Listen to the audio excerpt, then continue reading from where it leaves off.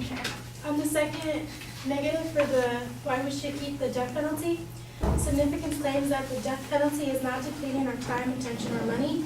The actual execution is not pricey. Being on death row is what is flawed, not that the actual execution is flawed. So the first point that the first affirmative was saying that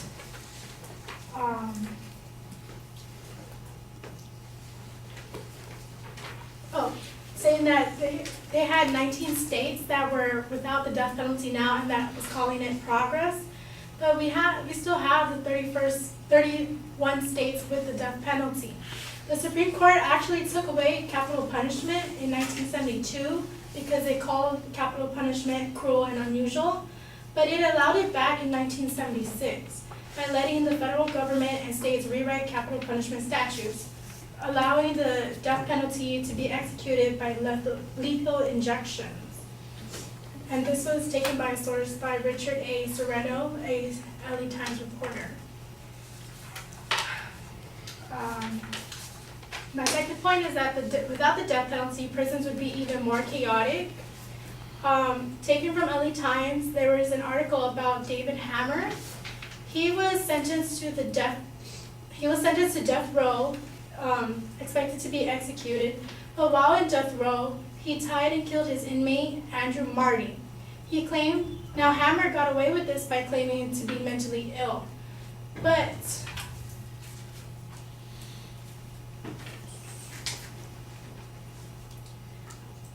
and I quote from the article, Hammer is 42 and balding and round-faced, flabby. A two-time escape artist, he claims to be tormented by multiple personalities. On the night that Hammer killed Marty, he was supposed to be the evil Joko. In a letter written October 15, he said of Marty, he did not deserve to die, and I certainly had no right to kill him.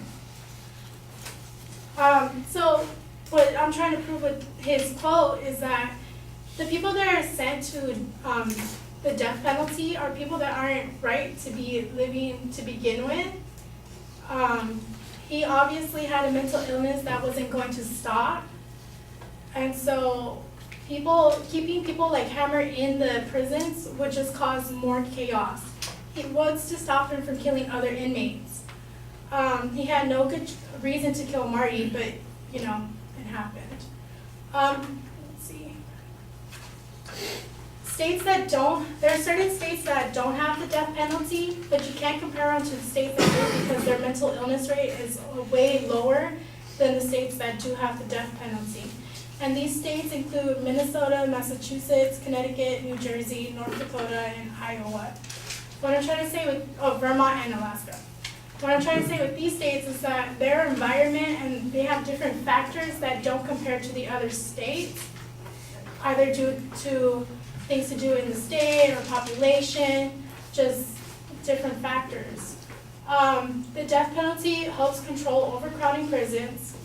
In 22 national prison systems, they hold more than double their capacity, with a further 28 operating at between 150% and 200% capacity. That's way more than they're supposed to hold, therefore creating a safety hazard.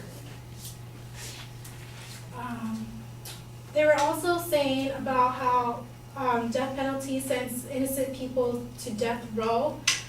From 1973, there's only been 48 innocents found in death row, and that's over 4 decades, so that's about one person a year.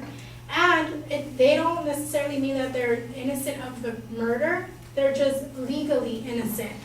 And this could be due to legal errors and paperwork that just didn't follow through. But it doesn't mean that they were actually innocent. And that concludes my argument.